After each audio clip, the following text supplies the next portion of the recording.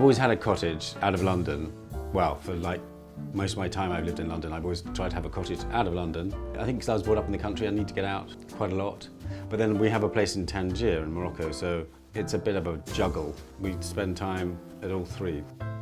This is a tiny cottage and it's very easy to maintain, and we just look at it and go.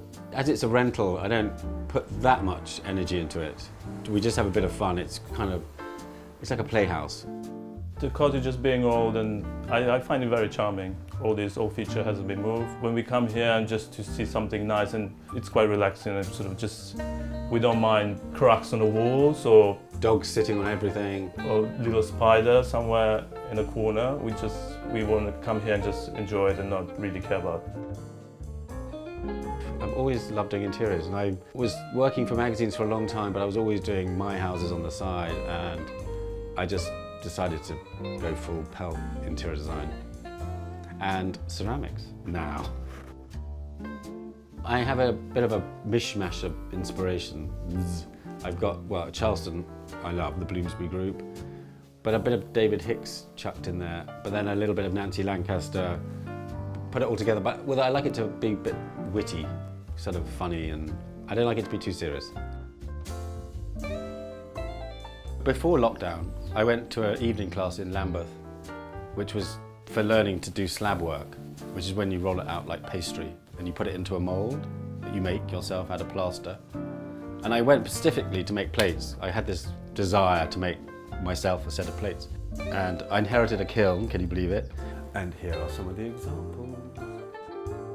I mean, these were one of the early ones, which is a sort of Delft, sort of classic, and that's made in a mould. But some of them are made on, we call them blanks, sort of ready-made plates. And I just glazed them, dip them in the glaze, paint on them, shove them in the kiln.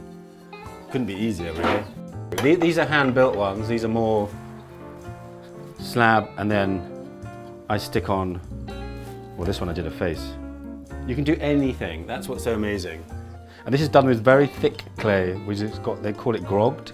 It's got sand in it, so it's quite rough, which is new. I don't normally do this, but I quite like it. And I love the mess of glaze. The messier, the better. So this is from Christopher Houghton, which is one of my favourite things in the house, and it's got this brilliant manoeuvre so you can access the candle. I think it's from a church, but I think it's rather genius. I had to buy it, and it works perfectly here.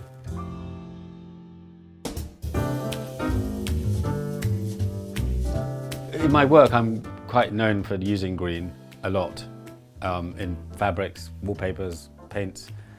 But for this room, I went the slightly extra mile and obviously went a bit crazy with this colour choice. But I think it works. We call it Kermit's sitting room. In the winter, we have a roaring fire and we entertain a lot in here.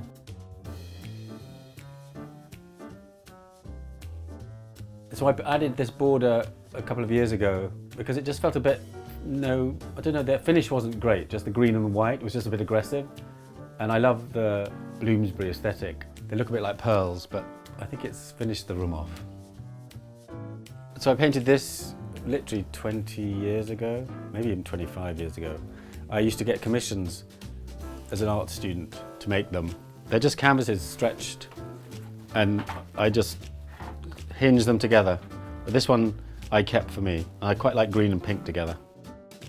And this is a mirror that I made recently, which is tiled and inspired by the Bloomsbury again. That's a prototype. I quite like a mad combination of fabrics together. I'm told that the more fabrics you have together, the calmer a room is. If you just have one coloured fabric, it's a bit hotel-y and a bit static. But when you add, it becomes very peaceful. I made this cushion. It's one of the first things I made years and years and years ago, and I still love it. I can't remember, I think I got it in an Oxfam or something, and then I added this fringe. I still think it's one of the best cushions I have.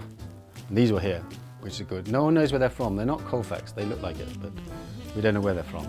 But I like that English country chintzy vibe mixed with checks, and that chair is Turnley Giggle. I love the feeling of discovery, you know, when you look and look and look and look and you think you're going to find a masterpiece hidden away. There's a brilliant shop in Chipping Norton, I'm not telling you where. I have to go every weekend, it's very odd. And I kind of know everything, they don't get enough stock changing, but it's just it's about going more than buying in a way. That was a lucky find, I think. I really like him. I quite like unframed oils, it just feels very relaxed and casual. I've got a lot of them, as you can see. But then, actually, that's one of mine.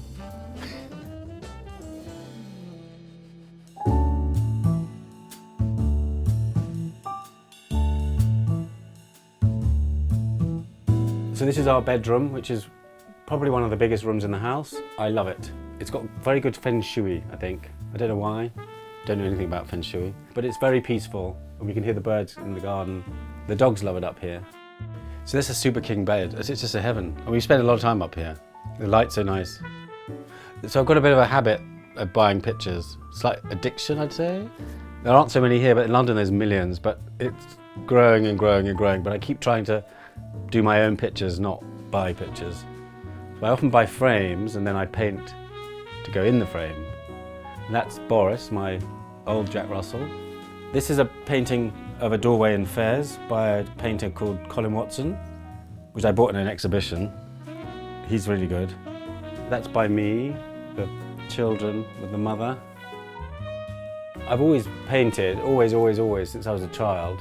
I've never been very good, but I just love doing it. My father went to the Slade, my mother's a painter. It's always been in our family, painting in a way. This is called the Beaton chair, which is a double one.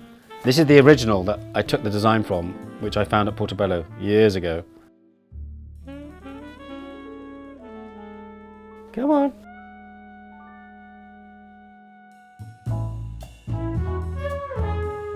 So, like everything else in this tiny cottage, we have a tiny little garden, which is very easy to maintain. I used to be a gardener and I was always tired, so it was nice to come here for a weekend and do nothing basically. We got some nice English roses and sage and I love leaving things to sort of self-seed and just sort of come out from the gravel. We got this beautiful man planter. Gavin got it from the famous junk shop he loves in Chipping Norton. We have a girl who is in London and he stays there. So one day maybe we'll get them together again. So when I'm here in the country, I love to sketch and fiddle around with. These are some splashback designs, tiled splashbacks. This is a Moroccan-inspired candle thing I want to make for the table. And also I'm designing a bathroom for my house in Morocco, a fantasy bathroom, really. It's my dream come true bathroom. I don't like interiors to look too laboured and too self-conscious. They've got to be a bit relaxed, I guess. I sleep like a baby here for some reason. It's very cocoon-like. It's very small and easy. The dogs love it. It's sort of small little gem, very easy to look after and sort of share with friends.